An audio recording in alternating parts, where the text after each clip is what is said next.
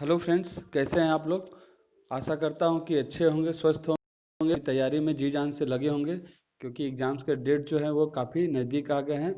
तो इस कंडीशन में टेस्ट पेपर तो आप सॉल्व करिए ही करिए, लेकिन उसका रिवीजन ज़रूर करिए। अन्यथा अगर रिवीजन नहीं किया अगर उसका, तो आपने जो टेस्ट पेपर सॉल्व किया है उसका कोई मतलब नहीं रह जाता है। तो एक से दो बार जो आपने टेस्ट पेपर सॉल्व किया उसे रिवीजन ज़रूर से ज़रूर करिए। देखिए, इस सीरीज में हम लोगों ने 15 से लेकर 20 तक जो है वो टेस्ट सॉल्व कर लिया है, और आज हम जो टेस्ट नंबर 14 है उसे सॉल्व करेंगे। तो चलिए हम लोग सॉल्व करते हैं टेस्ट। तो देखिए, ये हमारा प्रैक्टिस सेट 14 है, और इसका पहला क्वेश्चन है, कोई लकड़ी का गुटका जल के पृष्ठ पर तैर रहा है। तैरते समय इस गुटके का आभासी भार क्या होगा। तो क्या होगा इसका। तो देखिए, इसका आंसर हो जाएगा डी। ठीक। गुटके द्वारा विस्थापित जल के भार के बराबर होता है। देखिए, जो आर्किमिडीज का सिद्धांत है इसके अनुसार क्या है कि अगर कोई वस्तु द्रव्य में तैरती है तो वह उतना ही डूबती है जितना से विस्थापित द्रव्य का वजन जो है वस्तु के भार के बराबर हो जाए। अर्थात क्या होता है कि तैरते हुए गुटके का आभासी भार जो है वो गुटके द्वारा जो विस्थापित जल, मतलब जितना जल जो है गुटके द्वारा हटाया जाएगा, ठीक उतने ही भार के बराबर होगा। ठीक, तो हमारा पहले का आंसर डी हो जाएगा। नेक्स्ट क्वेश्चन है हमारा, जैव गैस बायोगैस का प्रमुख अवयव है। तो बायोगैस का प्रमुख अवयव कौन सा है। तो देखिए, मीथेन जो है वो बायोगैस का प्रमुख अवयव है। देखिए, इसमें कार्बन डाइऑक्साइड का भी मिश्रण होता है जैव गैस में। ठीक, लेकिन मेन जो अवयव है वो कौन सा है, मीथेन है। नेक्स्ट क्वेश्चन है हमारा, दाब कुकर में, मतलब प्रेशर कुकर की बात हो रही है, भोजन शीघ्रता से पकता है, क्यों। क्योंकि कुकर में जो बंद जलवाष्प द्वारा आरोपित दाब जल के क्वथनांक में वृद्धि कर देता है, इसलिए जो है कुकर में, प्रेशर कुकर में खाना जो है वो जल्दी पक जाता है। इसका आंसर डी हो जाएगा।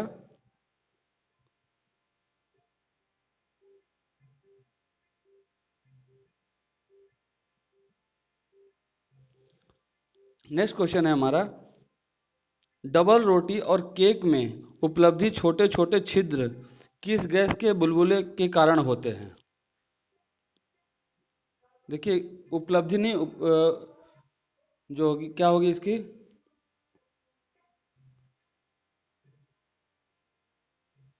कि तो किस गैस के कारण होते हैं, तो कार्बन डाइऑक्साइड के कारण होते हैं। उपस्थित केक में उपस्थित छोटे छोटे छिद्र के गैस के बुलबुले जो हैं वो कार्बन डाइऑक्साइड के कारण होते हैं। नेक्स्ट क्वेश्चन है हमारा, ताप में वृद्धि करने पर नीचे दिए गए किस समुच्चय की परिघटनाओं में वृद्धि हो जाएगी। अगर हम ताप बढ़ाएंगे तो क्या बढ़ जाएगा।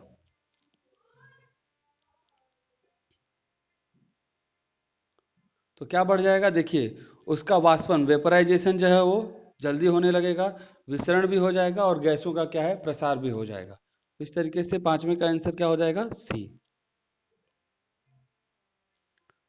नेक्स्ट क्वेश्चन है हमारा, क्वेश्चन नंबर 6, किसी गैलरी में कोई दर्शक किसी स्थिर समतल दर्पण की ओर 5.2 मीटर सेकेंड की चाल से गति कर रहा है। मतलब गैलरी है, वहां पे शीशा लगा है, और कोई दर्शक जो है शीशे की तरफ इस स्पीड से आ रहा है। दर्पण के सापेक्ष इस दर्शक के प्रतिबिंब की चाल क्या होगी।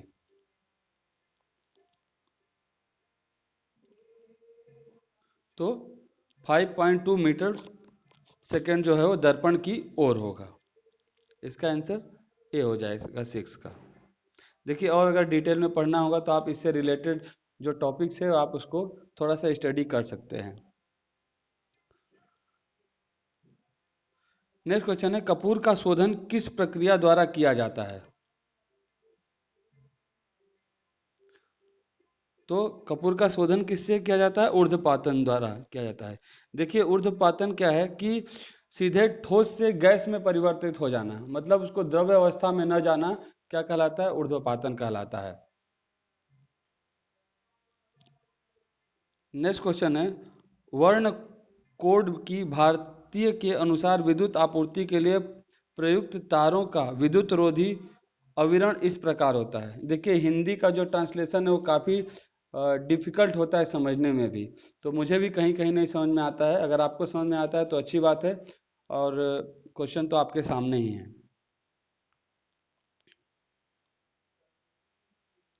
तो क्या हो जाएगा, इसका आंसर डी हो जाएगा। विद्युत में लाल, उदासीन काला और भू संपर्क तार जो है हरा हो जाएगा। देखिए यहाँ पे कहा जा रहा है कि जो वायर होता है उसमें तीन अगर वायर हैं, लाल, हरा और काला, तो उसके बारे में पूछा जा रहा है। ठीक, तो जो लाल है वो विद्युत, उसमें क्या होगा, पावर सप्लाई रहेगा। उदासीन जो होगा, न्यूट्रल होगा, वो काला होगा। और जो अर्थ से में जो कनेक्टेड होगा वो ग्रीन से होगा। नेक्स्ट क्वेश्चन है 9। आपके पास बीकर में कॉपर सल्फेट का जलीय विलयन है। यदि आप इस बीकर में कुछ लोहे की कीलें वाले, तब लगभग 30 मिनट के पश्चात आप विलयन के रंग में परिवर्तन की परीक्षण करेंगे, यह रंग में परिवर्तित हो जाएगा। मतलब आपके पास बीकर है, बीकर में कॉपर सल्फेट का विलयन है और इसमें कुछ कील डालते हैं हम लोग लोहे की, तो 30 मिनट के बाद क्या इसमें परिवर्तन होगा?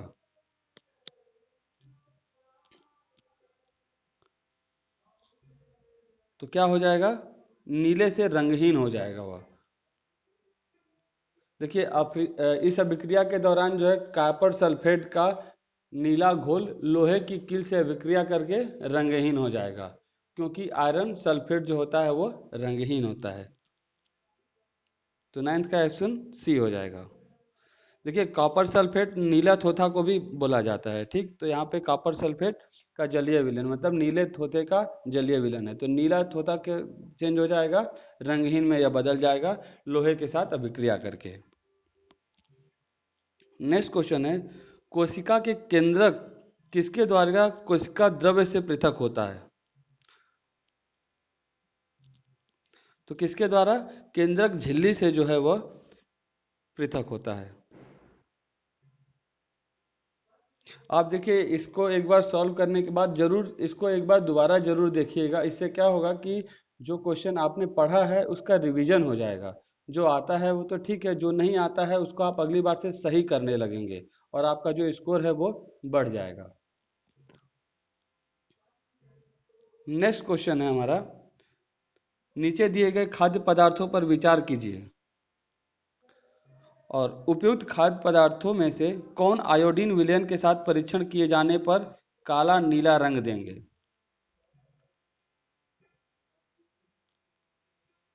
तो देखिए इसका आंसर ए हो जाएगा 1 और 2, ब्रेड का टुकड़ा, उबला हुआ मथा हुआ आलू।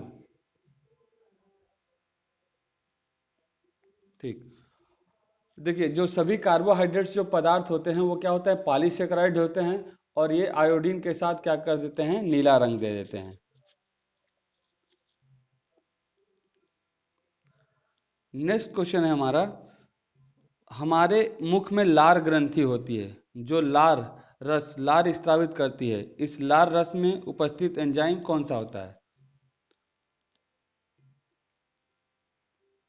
तो इस लार में जो स्टार्च होता है वो सरल शर्कराओं में बदल देते हैं। लार एंजाइम्स में जो होते हैं स्टार्च को सरल शर्करा में बदल देते हैं। तो इसका आंसर क्या हो जाएगा, 12 का डी हो जाएगा। तो लार में जो उपस्थित एंजाइम होता है वो क्या करता है, स्टार्च को सरल शर्कराओं में बदल देता है। नेक्स्ट क्वेश्चन है, जब कोई किसान अपने खेत में एक ही समय दो या अधिक फसल उगाता है तब इसे कहा जाता है? तब इसे क्या कहा जाता है, मिश्रित फसल कहा जाता है। नेक्स्ट क्वेश्चन है कि निम्नलिखित में से हाल ही में उत्पन्न होने वाली पर्यावरणीय समस्याएं चुनिए।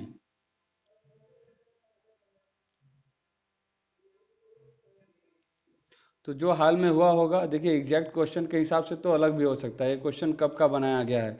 तो देखिए भूकंप भी आया है, बारिश के मौसम में बादल भी फटती हैं, बाढ़ भी आया होगा, ग्रीन हाउस इफेक्ट तो कंटिन्यू बढ़ ही रहा है। ठीक, अगर ग्रीन हाउस इफेक्ट बढ़ेगा तो ओजोन परत का ह्रास भी होगा, लेकिन इस समय जो वर्तमान स्थिति है उसमें ओजोन परत का ह्रास तो नहीं है, फिर भी इसमें ऑप्शन में दिया हुआ है ओजोन परत का ह्रास। तो इसके लिए ऑप्शन क्या हो जाएगा, इसका ऑप्शन हो जाएगा आंसर बी, 14 का बी। देखिए, कोई कोई क्वेश्चंस भी जो है ना काफ़ी वो जटिल बना देते हैं क्वेश्चन को, और जबकि एग्जाम्स में ऐसे क्वेश्चन देखने के लिए शायद ही मिलेंगे। ठीक, नेक्स्ट क्वेश्चन है हमारा, निम्नलिखित में से हड़प्पा का कौन सा पुरास्थल अफगानिस्तान में मिला है? तो कौन सा स्थल है जो अफगानिस्तान में मिला है? तो सोर्तुगई जो है वो अफगानिस्तान में मिला है। देखिए, 2000 ईसा पूर्व के लगभग उत्तरी अफगानिस्तान में अक्सास नदी के किनारे स्थित जो सोर्तुगई है वो हड़प्पाई व्यापारिक उपनिवेश था। ठीक, तो इसे भी याद रखिएगा कि ये जो सोर्तुगई है वो कहाँ पे है, तो अक्सास नदी के किनारे अफगानिस्तान में मिला है। नेक्स्ट क्वेश्चन है हमारा, ईस्ट इंडिया कंपनी के उस अधिकारी की पहचान कीजिए जिसने ब्राह्मी और खरोष्टी लिपि का अध्ययन किया और मौर्य राजनीति इतिहास को नई दिशा दी।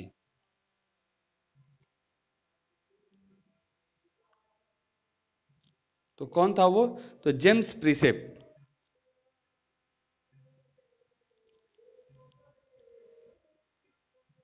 देखिए, जेम्स प्रिसेप्स ने क्या किया था कि एशियाटिक सोसाइटी द्वारा जो प्रकाशित शोध पत्र था उसके वह सदस्य भी थे, और उनका सबसे महत्वपूर्ण कार्य था ब्राह्मी एवं खरोष्टी लिपि का वाचन करना था।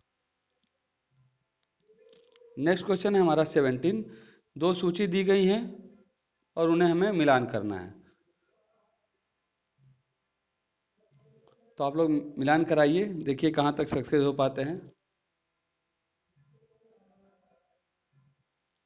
तो देखिए, पुर्तगालियों ने कहाँ पे अपना स्थान जमाया, तो पणजी में। पणजी कहाँ पर है, तो देखिए गोवा में है।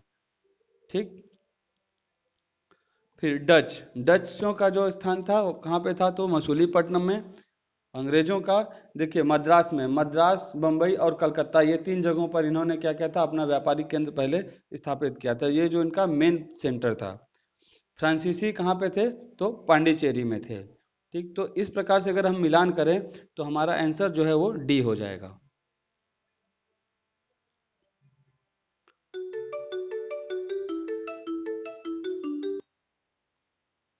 नेक्स्ट क्वेश्चन है हमारा, 18वीं सॉरी 10वीं शताब्दी तक आते आते 12 अलवारों की रचना का संकलन किया गया जिन्हें डैश के नाम से जाना जाता है।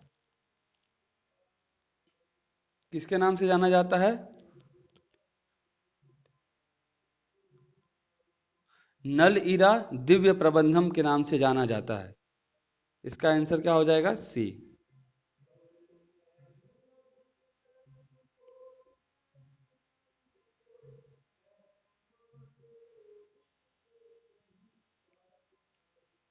नेक्स्ट क्वेश्चन, दिल्ली सल्तनत के देशों को 1206 ईस्वी से 1526 ईस्वी तक क्रमानुगत सूची बनाइए। तो देखिए कौन कौन पहले आया था, कैसे आया था, ये है इस क्वेश्चन में। तो देखिए सबसे पहले कौन सा होगा, तो दास वंश होगा, 1206 से 1290 ईस्वी तक। फिर उसके बाद खिलजी वंश आता है 1290 से 1320 ईस्वी तक। फिर उसके बाद तुगलक वंश है 1320 से 1414 ईस्वी तक। फिर उसके बाद सैयद वंश 1414 से 1450 ईस्वी तक। और उसके बाद फिर आता है लोधी वंश 1451 से लेकर 1526 तक। तो इस तरीके से आंसर क्या हो जाएगा, इसका बी हो जाएगा, 19 का आंसर बी हो जाएगा।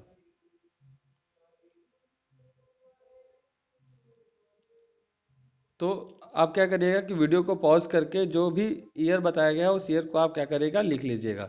एक आध बार आप रिवीजन करेंगे तो याद हो जाएगा। देखिए कोई भी चीज़ लिख कर पढ़ने से वो ज़्यादा याद होती है।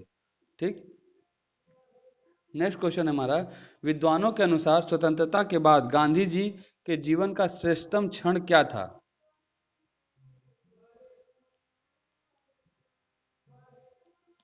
कौन सा था?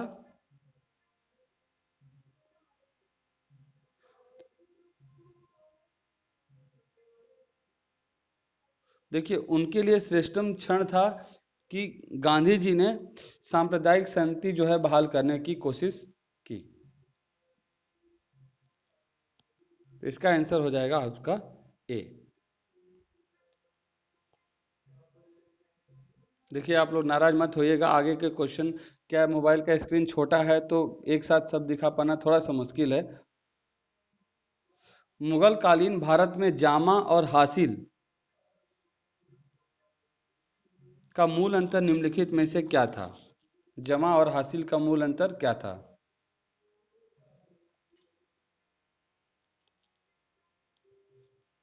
देखिए, इसका आंसर हो जाएगा आपका सी। जो जमा जो है वो निर्धारित रकम थी, और हासिल सचमुच वसूल की गई जो रकम थी उसे, मतलब हासिल कर लिया, वसूल करके हासिल कर लिया। जमा जो है वो निर्धारित रकम थी कि इतनी जो रकम है वो क्या करना है, देना है। नेक्स्ट क्वेश्चन, निम्नलिखित में से ब्रिटिश सरकार द्वारा दक्कन दंगा आयोग के गठन का एक कारण कौन सा था?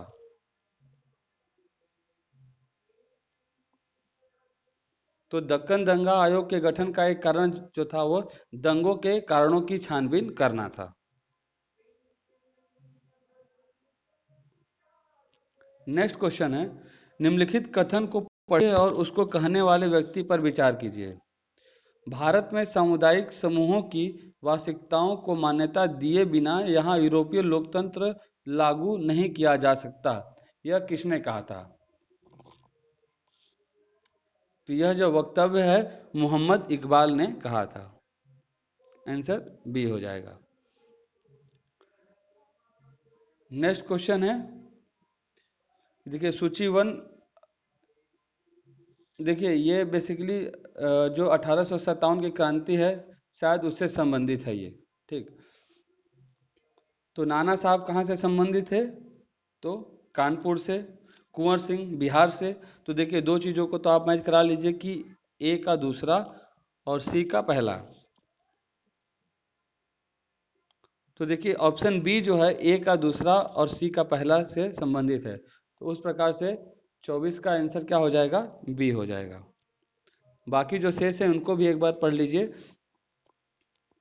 शाहमल कहाँ से संबंधित है? तो उत्तर प्रदेश से। जबकि गुन्नू जो संबंधित थे वो कहाँ से? छोटा नागपुर से। शाहमल उत्तर प्रदेश से और गुन्नू छोटा नागपुर से। नेक्स्ट क्वेश्चन है हमारा, निम्नलिखित घटनाओं में से किसके बाद रविंद्रनाथ टैगोर ने अपनी नाइटहुड की उपाधि ब्रिटिश सरकार को वापस कर दी? तो आप सभी लोग जानते होंगे कि कौन सा घटना थी वो। तो जालियांवाला बाग जो नरसंहार था उसके बाद। तो इसका आंसर हो जाएगा option A. Next question, Mahatma Gandhi के नेतृत्व में चलाई गई प्रसिद्ध नमक यात्रा के संबंध में असत्य कथन की पहचान कीजिए। यह यात्रा दांडी से प्रारंभ हुई तथा साबरमती गलत लगभग 10 मील प्रतिदिन के हिसाब से कार्यकर्ता 24 दिनों तक चले। अब ये देखिए, कोई ऐसा फिक्स नहीं था कि ये 10 मील के हिसाब से चल रहे थे। महात्मा गांधी ने 6 अप्रैल का नमक बनाकर नमक कानून का उल्लंघन किया। जी हाँ, ये तो आंसर सही है।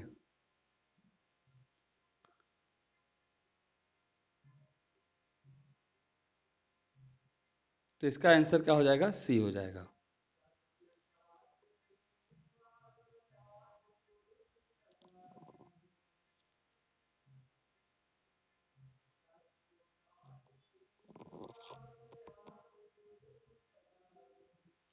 देखिए, असत्य कथन की बात हो यहाँ पे की जा रही है, तो देखिए असत्य कथन जो होगा वो आंसर ए होगा, ध्यान रखिएगा। और बाय मिस्टेक असत्य और सत्य में थोड़ा सा दिक्कत हो गया। ठीक,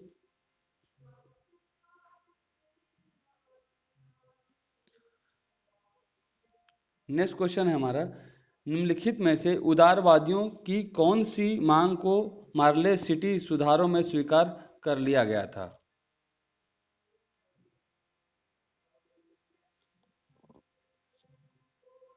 27 का आंसर क्या हो जाएगा? सी हो जाएगा। तो परिषद के आकार में वृद्धि करना जो है वो मॉन्टेमिलो जो सुधार आया था 1909 ईस्वी में, इसमें स्वीकार कर लिया गया था। क्वेश्चन नंबर 98, महात्मा गांधी अपना राजनीतिक गुरु किसे मानते थे? तो सभी लोग जानते होंगे कि महात्मा गांधी अपने राजनीतिक गुरु जो है वो गोपाल कृष्ण गोखले को मानते थे। नेक्स्ट है, पारसी क्रांतिकारी मैडम बीकाजी कामा ने एक साप्ताहिक पत्रिका आरंभ की थी, उसका नाम क्या था? तो उसका नाम क्या था? वंदे मातरम।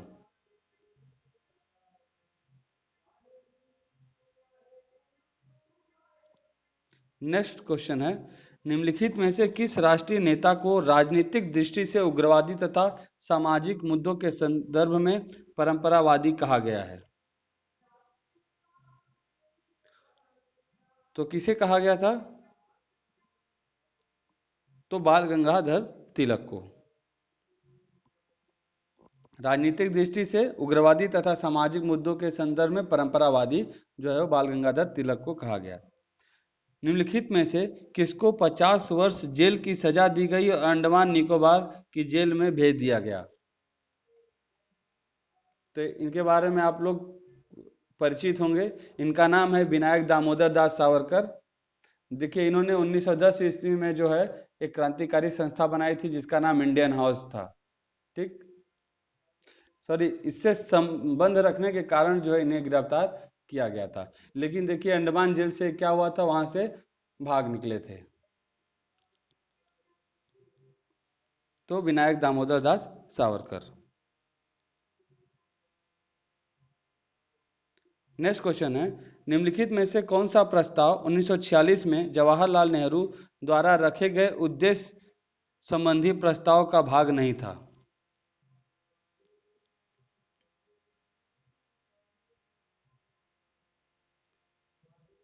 तो देखिए, जो ऑप्शन सी है यह जो है वह उद्देश्य प्रस्तावों का भाग नहीं था। स्वतंत्र भारत की सत्ता एवं सभी शक्तियां जनता से प्राप्त होंगी, यह जो है उस समय उद्देश्य प्रस्ताव में शामिल नहीं था। नेक्स्ट क्वेश्चन है, सारे जहां से अच्छा हिंदुस्तान हमारा पंक्ति का प्रारंभ होते होने वाले प्रसिद्ध गीत को किसने लिखा था? किसने लिखा था? तो मोहम्मद इकबाल ने। नेक्स्ट क्वेश्चन है, नीचे कुछ भारतीय सुधार आंदोलन दिए गए हैं जिन्हें सुधारवादी तथा पुनरुद्धार आंदोलन की दो व्यापक श्रेणियों में रखा जा सकता है। अभी देखिए, ये निम्नलिखित में से किस एक सुधारवादी आंदोलन की पहचान कीजिए। तो 34 का आंसर क्या हो जाएगा? ए, प्रार्थना समाज।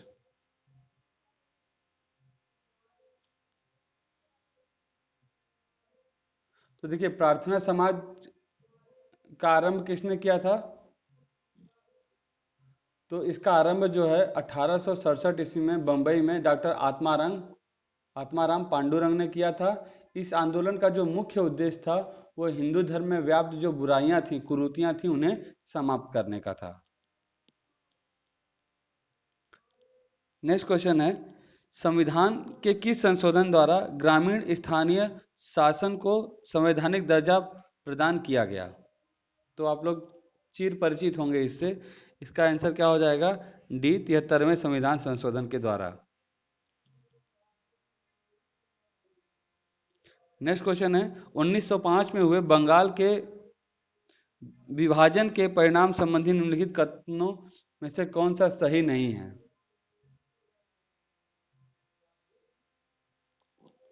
इससे राजनीतिक दृष्टि से उन्नतशील बुद्धि वर्ग में शिथिलता आई, इससे धार्मिक वैमनस्य भड़क उठा। देखिए, ये तो सही है। इससे सच्ची राष्ट्रीय भावना विकसित करने में सहायता मिली। देखिए, ये भी सही है। इसने हिंदुओं तथा मुसलमानों दोनों में विरोध करने की प्रबल भावना को जन्म दिया। ये भी सही है। बंगाल विभाजन के फलस्वरूप निकले। देखिए, जो ऑप्शन ए है, इससे राजनीतिक दृष्टि से उन्नतशील बुद्धि वर्ग में शिथिलता आ गई, यह जो आंसर है वो सही नहीं है।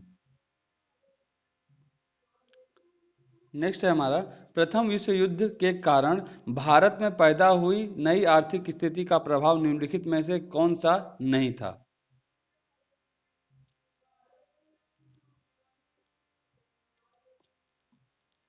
रक्षा व्यय कई गुना बढ़ गया, करों तथा आयात में वृद्धि हो गई, आम चीजों की कीमतों में भारी कमी। जी नहीं, ये नहीं हो सकता इस हिसाब से, क्योंकि युद्ध हो रहा है तो उसमें बहुत सारे रिसोर्सों का यूज हो रहा है, तो रिसोर्स का कंजप्शन हो रहा है, मतलब कि रिसोर्स की कीमत क्या होगी, बढ़ जाएगी, कम नहीं होगी।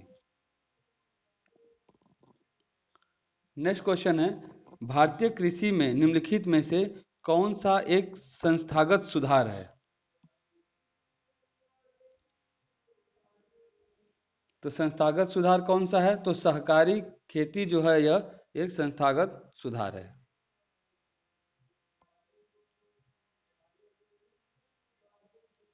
नेक्स्ट है, सुरक्षात्मक भेदभाव की नीति किसको प्रोत्साहन देती है?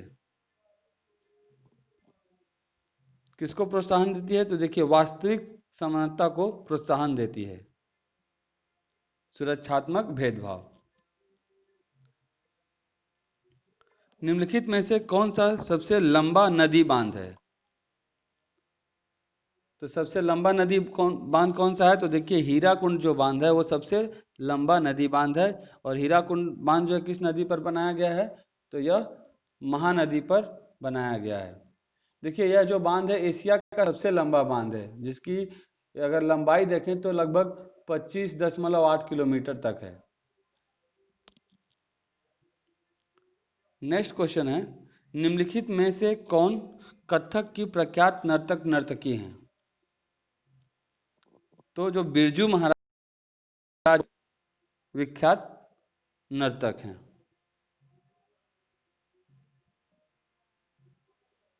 नेक्स्ट क्वेश्चन है हमारा 42, भारत में सामाजिक आर्थिक असमानता को निम्नलिखित में से किसके द्वारा समाप्त नहीं किया जा सकता?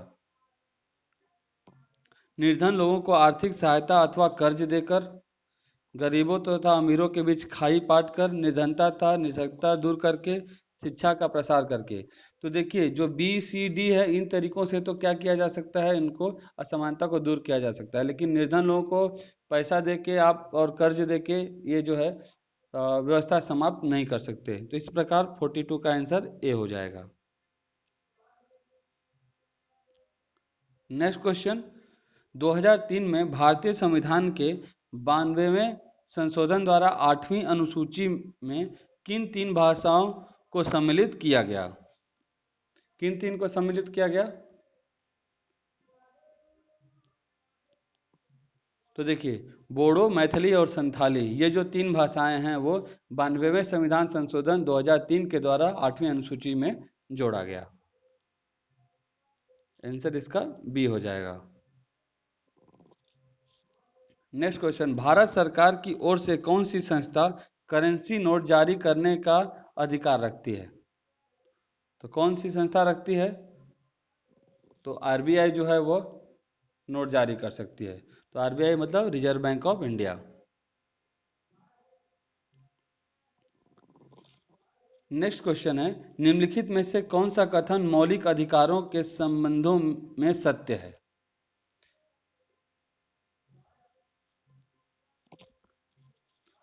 इसका संरक्षण तथा क्रियान्वयन साधारण कानूनों के अनुसार होता है।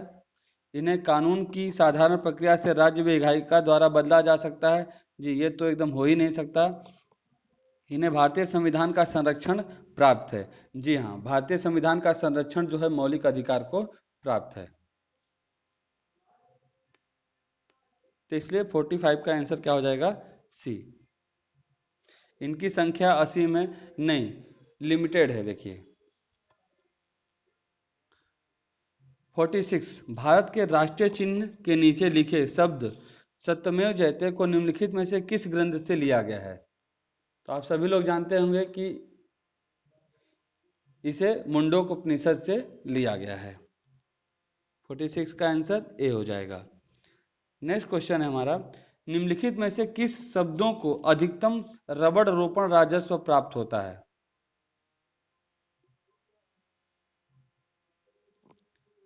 देखिए, मिस प्रिंट है, किन राज्यों को होगा। ठीक, तो 47 का जो ऑप्शन है वह बी हो जाएगा। तो मतलब रबर की खेती से जो केरल और कर्नाटक हैं, इन्हें सबसे ज्यादा जो है वो राजस्व प्राप्त होता है। नेक्स्ट क्वेश्चन है हमारा 48।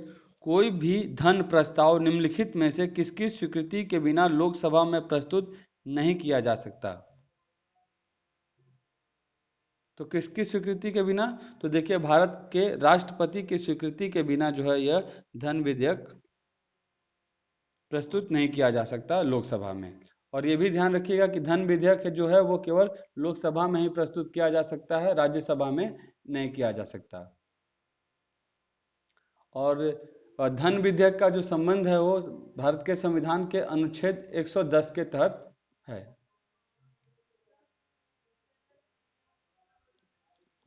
नेक्स्ट क्वेश्चन है हमारा मथुरा कला मथुरा में विकसित हुई जो निम्नलिखित में से किस नदी के किनारे पर स्थित है। तो मथुरा जो है किस नदी के किनारे स्थित है, तो यमुना नदी के किनारे स्थित है। ये याद करिएगा जरा कि कृष्ण भगवान यमुना नदी में कालिया नाग जो था उसको बांध दिए थे, ठीक, तो वो यमुना नदी ही थी।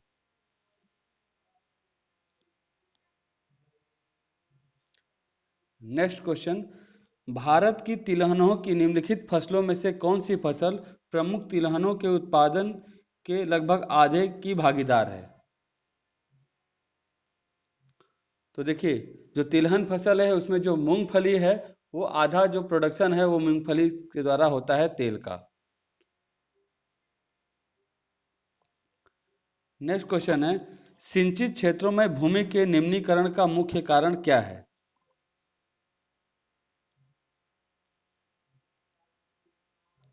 तो देखिए लवणीकरण, देखिए अत्यधिक सिंचाई से क्या होती है, जो मृदा होती है क्या हो जाती है, वो लवणी हो जाती है। ठीक, और उसका जो पीएच मान होता है वो 8 से 8.5 के बीच में हो जाता है। और इस कंडीशन में क्या होता है, उसमें सोडियम कैल्शियम और मैग्नीशियम के तत्व जो है वो अधिक मात्रा में पाए जाने लगते हैं। तो इससे क्या होता है कि जो जमीन है उसकी उर्वरा शक्ति क्या होती है, कम हो जाती है, और फसल उत्पादकता भी क्या हो जाती है उसकी कम हो जाती है, और उत्पादन क्या होता है घटने लगता है। सिंचित क्षेत्रों में याद रखिए कि ज़्यादा सिंचाई से क्या हो जाएगा, जो जमीन है उसका लवणीय हो जाएगा। और जहाँ पे कम पानी होता है देखिए वहाँ की मृदा क्या हो जाती है, अम्लीय हो जाती है। तो पहाड़ों पे जो मिट्टी पाई जाती है वो उसमें अम्ल का जो है भाग ज़्यादा होता है। नेक्स्ट क्वेश्चन है ऑपरेशन फ्लड का संबंध किस कथन से है। तो ऑपरेशन फ्लड का संबंध किससे है, तो दूध के उत्पादन संग्रह और प्रसंस्करण से। ठीक, तो फ्लड का मतलब बाढ़ नहीं है यहाँ पे। ठीक, 52 का आंसर क्या हो जाएगा, सी हो जाएगा। सरकार द्वारा नौभार के लिए मुक्त आकाश नीति कब प्रारंभ की गई।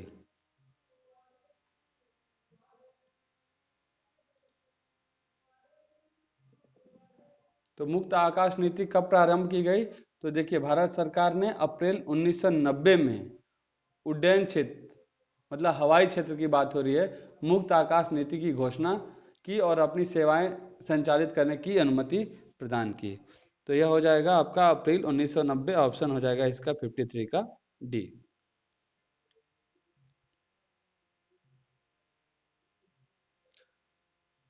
नेक्स्ट है हमारा शाकाहारी खाने में प्रोटीन का सबसे बड़ा स्रोत कौन सा है। तो शाकाहारी लोग जो खाना खाते हैं उसमें प्रोटीन किससे मिलती है ज़्यादा, सबसे ज़्यादा, तो देखिए जो दाल है दालों से सबसे ज़्यादा प्रोटीन मिलती है। अगर इसमें सोयाबीन होता तो सोयाबीन में सबसे ज़्यादा लगभग 42% जो है प्रोटीन पाया जाता है। नेक्स्ट क्वेश्चन है हमारा 55, निम्नलिखित में से कौन सा जोड़ा सही नहीं है। भारत का पूर्वी तट न्यू मैंगलोर और पारादीप, भारत का पश्चिमी तट कोच्चि और जवाहरलाल नेहरू पतन, भारत का पूर्वी तट जो हल्दिया और चेन्नई है, और भारत का पश्चिमी तट मारमा, गोवा और मुंबई। तो देखिए इनमें से जो ऑप्शन ये है वह सही नहीं है।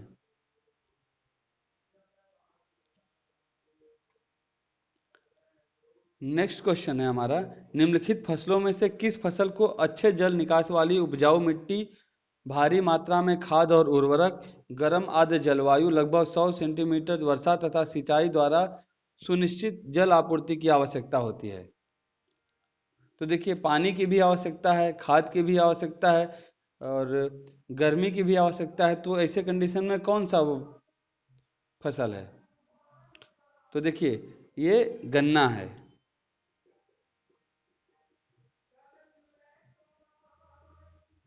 57 क्वेश्चन नंबर, निम्नलिखित में से उस राज्य की पहचान कीजिए जिसमें महिला साक्षरता दर जनगणना 2011 के अनुसार सबसे कम है। तो देख लीजिए हमारे बिहार का हाल कौन सा है? तो बिहार है। महिला साक्षरता दर जो है वो सबसे कम है, लगभग 51.5% है, देश में सबसे कम। नेक्स्ट क्वेश्चन है, कर्तन और दहन कृषि को मिल्पा के रूप में जाना जाता है। मिल्पा कहाँ की मिल्पा जो कृषि है उसको कहाँ मिल्पा किस नाम से जाना जाता है? तो मैक्सिको में जो है वो दहन और कृषि को मिल्पा के नाम से जाना जाता है।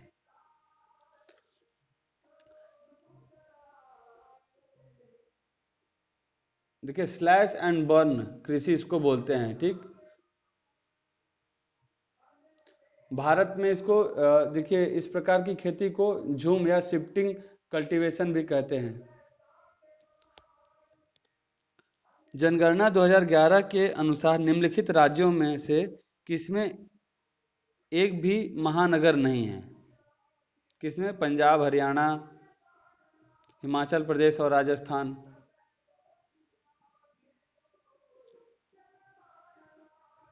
तो हिमाचल प्रदेश में एक भी महानगर नहीं है।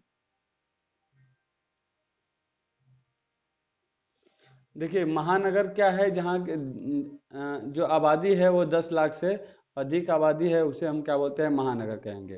तो हिमाचल प्रदेश में ऐसा कोई जगह नहीं है जहाँ पे आबादी जो है 10 लाख से ज़्यादा हो। निम्नलिखित पत्तनों में से कौन सा पत्तन अन्य 3 से भिन्न है? तो कौन सा? तो देखिए इसका आंसर हो जाएगा ए, कोलकाता। अब कोलकाता अन्य तीनों से भिन्न क्यों है? तो कोलकाता पत्तन जो है देश का एकमात्र नदीय पत्तन है, ठीक, रिवराइन पोर्ट है और यह हुगली नदी के बाएं किनारे अवस्थित कोलकाता पत्तन की 2 गोदियां हैं, कलकत्ता डॉक और हल्दिया डॉक। तो इसलिए क्या है, यह सबसे अलग है इन तीनों से। क्यों? क्योंकि यह नदी पत्तन है, ठीक, रिवराइन पोर्ट है। नेक्स्ट है, भारत में कोयले के विशाल भंडार हैं लेकिन प्रतिवर्ष लाखों टन कोयले का आयात किया जाता है। क्यों किया जाता है?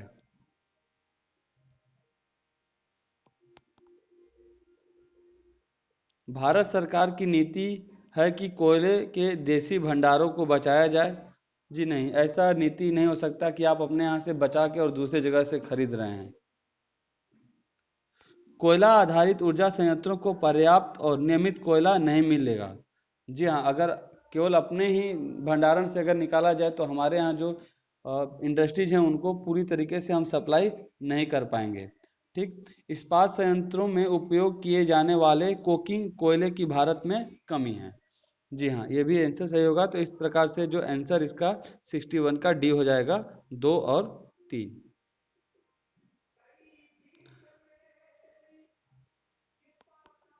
किसी देश में आर्थिक प्रगति के साथ जन्म दर और मृत्यु दर में क्या परिवर्तन होते हैं?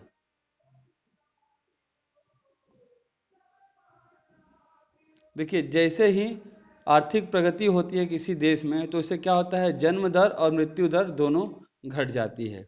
लोग शिक्षित हो जाते हैं, परिवार नियोजन के बारे में सोचते हैं, तो इससे जन्म दर कम होता है और मृत्यु दर इसलिए कम हो जाती है क्योंकि लोगों के पास पैसा होता है और अच्छे इलाज की तरफ वो जा सकते हैं, उनके पास मूलभूत सुविधाएं जो हो सकती हैं वो हो सकती हैं। ठीक, तो इसका आंसर 62 का सी हो जाएगा।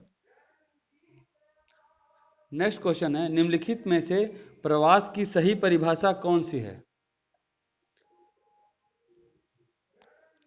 तो देखिए, प्रवास की जो सही परिभाषा है वह होगा क्या, आप लोग पढ़ लीजिए।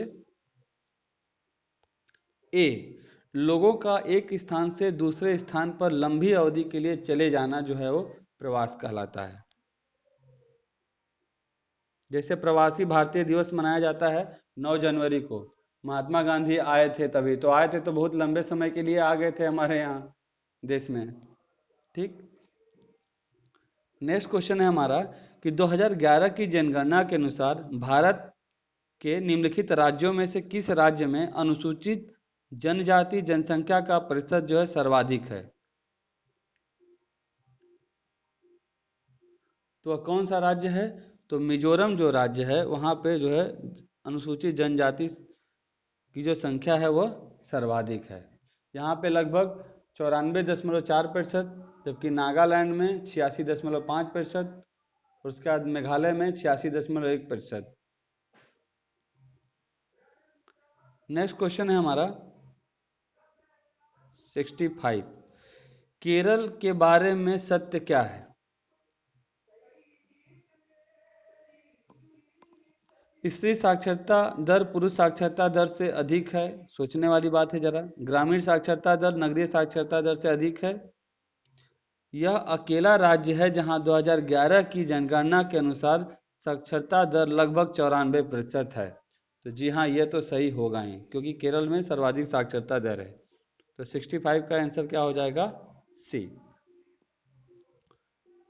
निम्नलिखित जीवमंडल निचयों में किसको विश्व के धरोहर स्थलों में शामिल है? कौन सा? तो 66 का क्या हो जाएगा? आंसर ए हो जाएगा, नंदा देवी।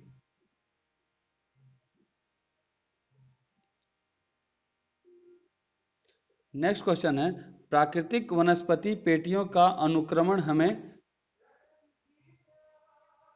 दिखाई पड़ता है, कहाँ दिखाई पड़ता है?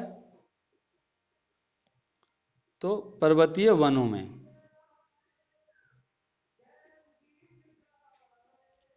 नेक्स्ट क्वेश्चन, भारत में बाघ परियोजना कब प्रारंभ की गई? कब प्रारंभ की गई? तो देखिए, भारत में जो बाघ परियोजना है 1973 में प्रारंभ की गई थी, और यह परियोजना जो है वो श्रीमती इंदिरा गांधी के द्वारा प्रारंभ किया गया था, जो उस समय तत्कालीन प्रधानमंत्री थी। नेक्स्ट क्वेश्चन है, परितंत्र के संदर्भ में निम्नलिखित प्राकृतिक प्रदेशों में से किस प्रदेश में उत्पादकता सबसे अधिक होती है? फिर से क्वेश्चन पढ़ते हैं, परितंत्र के संदर्भ में निम्नलिखित प्राकृतिक प्रदेशों में से किस प्रदेशों में उत्पादकता सबसे अधिक होती है? तो देखिए, ऐसे प्रदेश जहाँ पे देखिए किसी भी फसल को उत्पादन के लिए देखिए जो हीट है, उष्मा है, उसकी आवश्यकता तो जरूर होती है। ठीक, तो जो विषुवतीय प्रदेश है वहाँ पे क्या होता है? उत्पादकता अधिक होती है। तो इसलिए 69 का आंसर हो जाएगा बी। निम्नलिखित नगरों में से किस नगर में वर्ष के किसी भी समय रात के आकाश में किसी प्रेक्षक को ध्रुव तारा नहीं दिखाई देगा? मतलब कोई भी जो देखने वाला है उसको रात में जो है ध्रुव तारा नहीं दिखाई पड़ेगा। वो कौन सा देश या फिर कौन सा नगर है? तो देखिए, ब्राजीलिया। ब्राजीलिया क्या है? तो ब्राजील की राजधानी है ब्राजीलिया। ठीक, तो यहाँ पे क्या होगा, इनको ध्रुव तारा दिखाई नहीं पड़ेगा जो भी ब्राजील में है। ब्राजील की राजधानी ब्राजीलिया में है। नेक्स्ट क्वेश्चन है हमारा 71, निम्नलिखित में से कौन सा शैल पारगम्य है? तो कौन सा पारगम्य है? देखिए, बलुआ पत्थर। मतलब कि क्या, अगर आप एक साइड में अगर आप पानी गिरा देते हैं तो क्या होता है, वो धीरे धीरे छनते हुए वो दूसरी साइड में चला जाएगा। परंतु संगमरमर के साथ ऐसा नहीं है, ग्रेनाइट के साथ भी ऐसा नहीं है, और बेसाल्ट के साथ भी ऐसा नहीं है। ठीक। बलुआ पत्थर में क्या होता है, जो छोटे छोटे उसके कण हुए होते हैं एक दूसरे से जुड़े होते हैं, और इसमें क्या होता है, पारगम्यता होती है। नेक्स्ट क्वेश्चन है हमारा, निम्नलिखित ज्वालामुखियों में से कौन सा विलुप्त ज्वालामुखी का उदाहरण है? ऐसा ज्वालामुखी जो खत्म होने की कगार पर विलुप्त होता जा रहा है। तो देखिए, ये जो पोपा ज्वालामुखी है, यह विलुप्त ज्वालामुखी का उदाहरण है। और ये पोपा ज्वालामुखी है कहाँ? तो देखिए, यह म्यांमार में, जो पुराने में जिसको बर्मा कहा जाता था, वहां पे यह स्थित है। नेक्स्ट क्वेश्चन है हमारा 73, विकास से संबंधित कुछ क्रियाकलाप नीचे दिए गए हैं, उन क्रियाकलाप का चयन कीजिए जो पंचम क्रियाकलापों के अंतर्गत आता है। तो अनुसंधान व विकास आधारित जो क्रियाकलाप हैं वह पंचम क्रियाकलापों के अंतर्गत आते हैं। ये हो जाएगा इसका आंसर। उस अंतःस्थलीय जलमार्ग को पहचान कीजिए जो बेसल से रोटरडैम तक नाव्य है। बासेल से रोटरडैम तक। तो कौन सा है? 74 का आंसर हो जाएगा आपका सी, राइन जलमार्ग।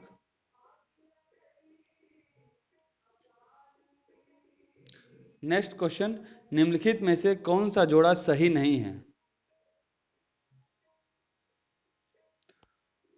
तो देखिए, बेसिकली 3 सेक्टर हैं, प्राइमरी, सेकेंडरी और टर्जरी। तो इसमें हमें आइडेंटिफाई करना है कि कौन सा जो है वो सही नहीं है।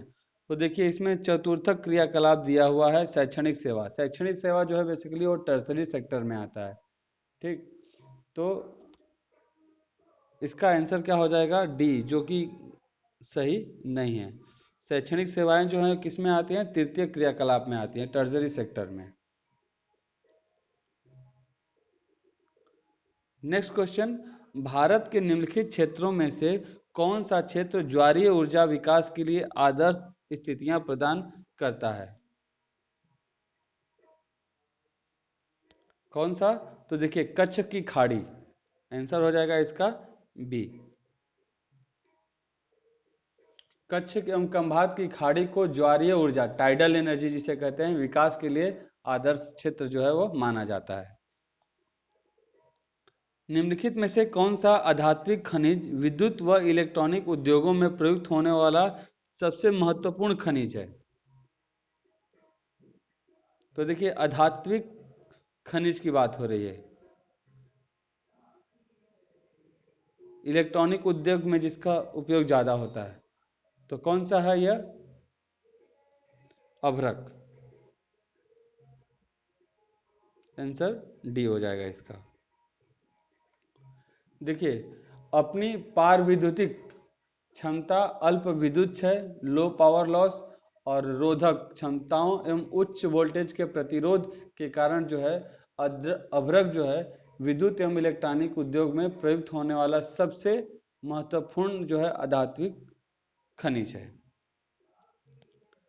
नेक्स्ट क्वेश्चन, निम्नलिखित में से कौन सा बहुउद्देशीय नदी परियोजनाओं का उद्देश्य नहीं है? तो जो बहुउद्देशीय नदी परियोजनाएं बनाई जाती हैं तो उनमें से कौन सा जो है वो उद्देश्य नहीं है? जल प्रदूषण को कम करना जो है यह उद्देश्य इनका नहीं है। इनका मुख्य उद्देश्य क्या क्या है? तो विद्युत का उत्पादन, बहुउद्देशीय परियोजनाएं बांध बनाकर बनाई जा रही हैं तो उससे जल विद्युत का उत्पादन भी हो जाएगा, बाढ़ का नियंत्रण भी हो जाएगा, और आंतरिक नौका चालन, इससे क्या हो जाएगा कि नदियों में पानी बना रहेगा और उससे शिपमेंट जो है एक स्थान से दूसरे स्थान तक ले जाया जा सकता है। नेक्स्ट क्वेश्चन है 79, भारत के निम्नलिखित नगरों में से किसमें वार्षिक ताप परिसर सबसे कम रहता है? तो देखिए, जो पोर्ट ब्लेयर है यहाँ पे जो है वार्षिक ताप परिसर जो है वो सबसे कम रहता है।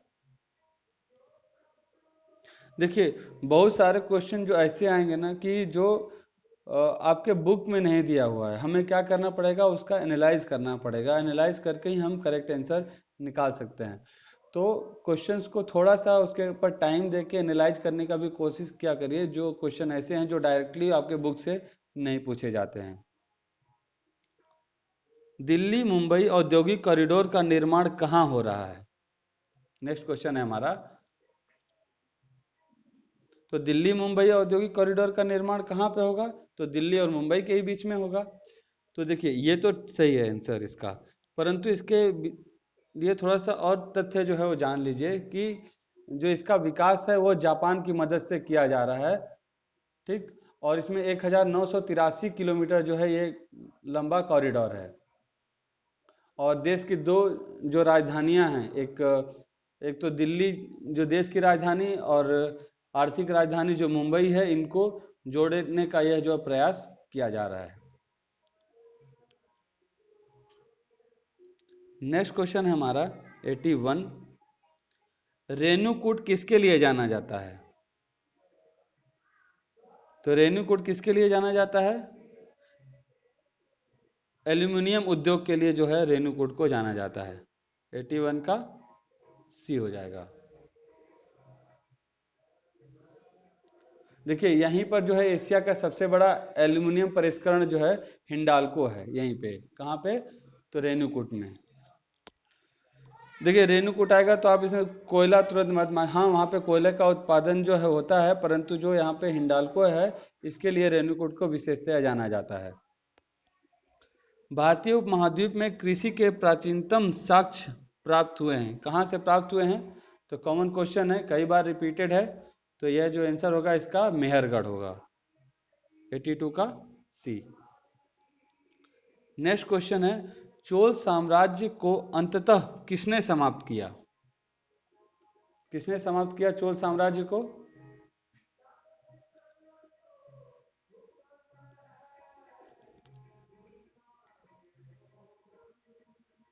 तो चोल साम्राज्य को अंततः जो है वो मलिक कफूर ने समाप्त किया।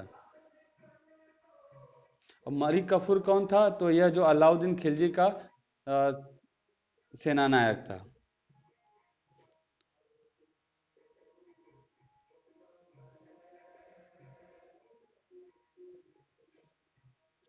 नेक्स्ट क्वेश्चन है, अवेस्ता और ऋग्वेद में समानता है, अवेस्ता किस क्षेत्र से संबंधित है? तो अवेस्ता किस से है संबंधित? तो ईरान से है। देखिए अवेस्ता प्राचीन ईरान के ग्रंथ का नाम है। ऋग्वेद और ईरानी ग्रंथ जो जैन अवेस्ता है इसमें समानता पाई जाती है। नेक्स्ट क्वेश्चन है, निम्नलिखित में से किस अभिलेख में चंद्रगुप्त और अशोक दोनों का उल्लेख किया गया है? किसमें किया गया है? तो देखिए महाक्षत्रप रुद्रदामन का जो जूनागढ़ अभिलेख है इसमें अशोक और चंद्रगुप्त दोनों का जो अभिलेख उल्लेख मिलता है। किसके? रुद्रदामन के जूनागढ़ अभिलेख में। तो इस प्रकार से इसमें 85 क्वेश्चन जो जीएस के हैं वो हम लोगों ने सॉल्व किए। आगे के जो मैथ्स और रीजनिंग के क्वेश्चन हैं आप उन्हें देख लीजिए और स्क्रीनशॉट ले लीजिए, और आप अगर अपने से प्रैक्टिस करते हैं इसकी तो बहुत अच्छा रहेगा और कंप्लीट क्या हो जाएगा, सेट पूरा हो जाएगा। अन्यथा जो 15 क्वेश्चन है आपने इसको सॉल्व नहीं किया है ऐसा समझ में आएगा। तो इसे ले लीजिए, ज़्यादा से ज़्यादा आधा घंटा लगेगा इसको सॉल्व करने में। तो इसका स्क्रीनशॉट ले लीजिए और इसे घर पे अपने से ज़रूर सॉल्व करिए।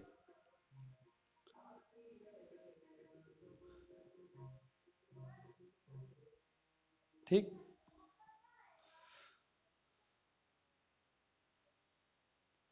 व्याख्या सहित उत्तर है, इसका भी स्क्रीनशॉट ले लीजिए अगर आप लेना चाहें तो। आशा करता हूं कि ये प्रैक्टिस है आपको अच्छा, और आपकी जो प्रैक्टिस है वो अच्छी दिशा में चल रही होगी। तो अगर आपको ये वीडियो अच्छा लगता है तो इसे लाइक जरूर करें, और अगर आप इस चैनल पर नए हैं तो इसे सब्सक्राइब करना ना भूलें। Keep watching. Thank you.